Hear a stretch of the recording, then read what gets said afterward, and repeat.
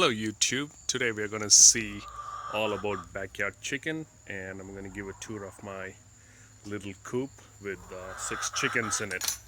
They're already growling around, you could see, they know I'm here. Anyway, let's get to the coop. So this is the main coop and this is like a little extension that leads to their run over there, and then there's another run on this side as well. So I'll get right to it. So I designed and made this coop to accommodate up to 8 chickens. However, I have only 6 chickens. I made it in a way that everything comes apart to make it easy for me to clean. So the roof lifts off in hinges, and there are a couple of my chickens there. I have 2 breeds, the black Australorpe that just ran away, and then the Buff Orpingtons. Both of them are extremely hardy, cold tolerating and heat tolerating breeds. They are medium brown to large brown egg layers, and they're perfect. They're significantly calm, quiet, and extremely nice chickens.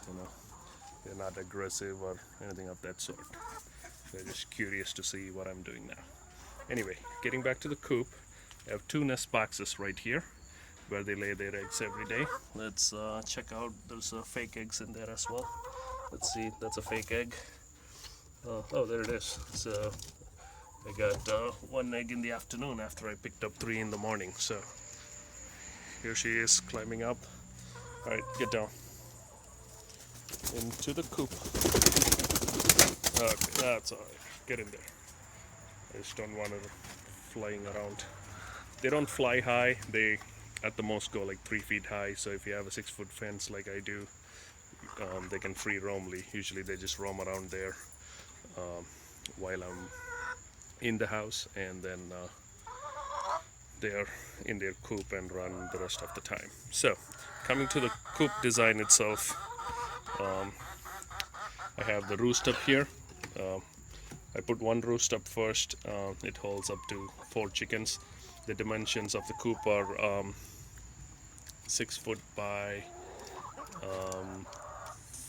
4 feet, I think, something in that range. So it's like 24 square feet, you can imagine. So they would roost up here. There's 4 chickens and 2 were down, so I added another roost over there. So now all 6 chickens can sit in there and roost. And the bedding or substrate I use is sweet PDC. It's a great alternate to using pine or sand. It's basically like sand, except it has really good moisture absorption. So any poo that goes down, as you can see here, they're absolutely clumping up. So I use something like a pasta thing to literally scoop that up and do that, and all the poo comes right out of it, and I can just toss it out. And it's really easy to clean. Takes literally 5 minutes once a week, and I'll do that and it becomes like that. It's pretty less dusty comparatively to sand. That's why I switched to this. It's a horse stable refreshener or whatever they call it. It's called sweet PDC, and you can mix it with sand as well. So that's basically the coop design. Is just a big box with a little cute window here where I could see in the night if they're roosting. And also I have a light on the timer that gives them 14 hours of light. Basically comes on at 6 o'clock in the morning and turns off at 8, and then comes back on at 6 in the evening and turns back on at turns off at 8. So that's how it's designed. And on the nesting boxes, I have some Timothy hay. The reason I have Timothy hay instead of regular hay is because that's what I feed my little rabbit. I don't know where he is. We'll find him. There's a couple more things. During winter, I do provide them just a little supplemental heat. In this zone, they don't really need heat, but I do give them a little heat. The way I do it is, it's a cookie tin. It's a real simple thing. You take one of our Christmas lights, and basically, as you can see, it's a Christmas light right there mounted inside a cookie tin. and what it does is it radiates that heat through this tin, and that's more than good enough for them. I've had plenty of good experience using this method.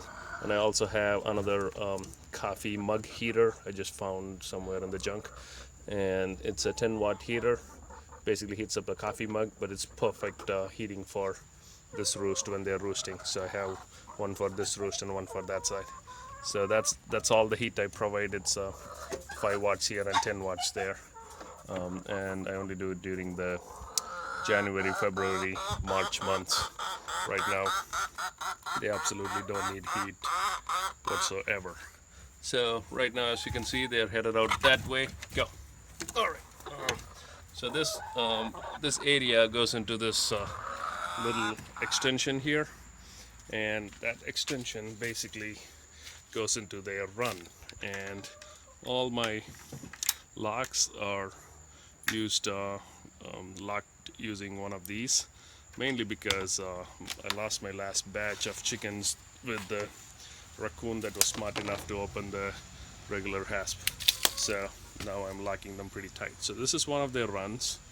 It's mostly got pea gravel in it, and not that fond of pea gravel, but it's mainly for drainage purpose. I might add a lot more sand on top of this just to get it easier to clean.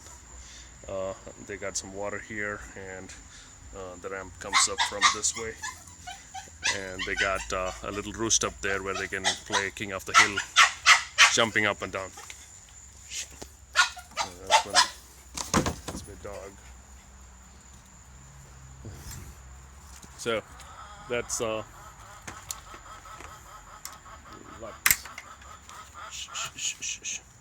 right. Now I'm gonna get off. Now I'm gonna close the coop up. All I have to do is do that and close the lid. And as you can see, there's 2 doors here. Just makes it easy for me to take the eggs out. Just put a hole there so I can just put my hand in there and grab the nice fresh eggs out of there. So yeah, let me just take that. So that's how the 2 doors work. They have 2 nesting boxes for 6 chickens. You can go up to 10 chickens with 2 nesting boxes. Even if I have 2, they only like to use one or the other on most days.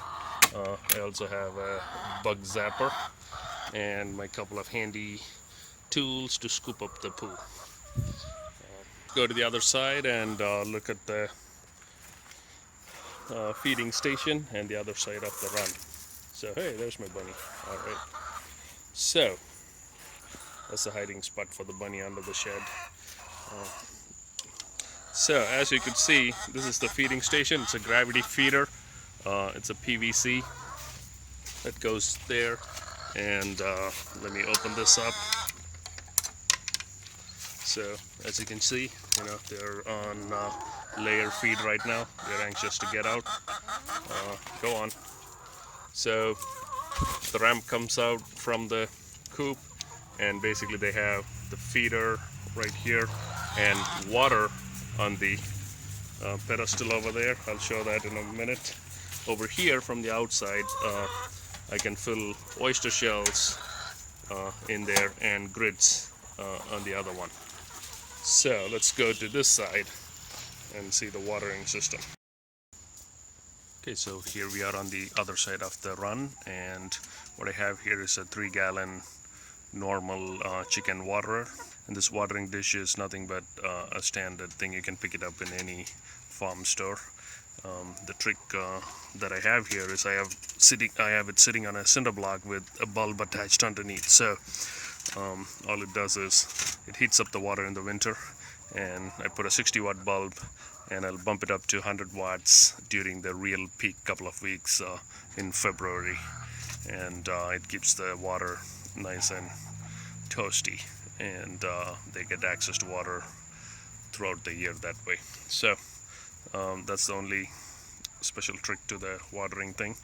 And I use sand as substrate here. It's pretty easy to clean up. You just rake it up and clean it once in a week or so, and the mesh itself, it's a 1/2 inch hardware mesh that goes all the way around, and I also have this thing, the bigger mesh buried all the way around, top, bottom, everything, so no predator can dig anywhere underneath and get in here. So there you have it, the entire run that's attached to the coop. And here's my bunny. He's back out again. There you go. That's his hiding spot. He just loves to hang out with the chickens and runs back to his hiding spot. So there you have it. The automatic feeder is just a PVC pipe with a cap on it. So as you can see, I just filled that not long ago. So you have the layer feed in there, and it'll automatically drop to there as they keep pecking, and it'll keep refilling. So this will last a week. The water will last a week, and I rake the sand once every week, and to get the clean the coop once in a week. So basically, if I could dedicate 15-20 minutes once a week, then I have a perfectly clean running chicken coop with 6 chickens, giving me 4 eggs a day. To wrap up, that's pretty much what I have here. Beautiful chickens, manageable coop, and write your comments and suggestions, or if you have any questions, just write on the comments and I'll be happy to answer. Thank you.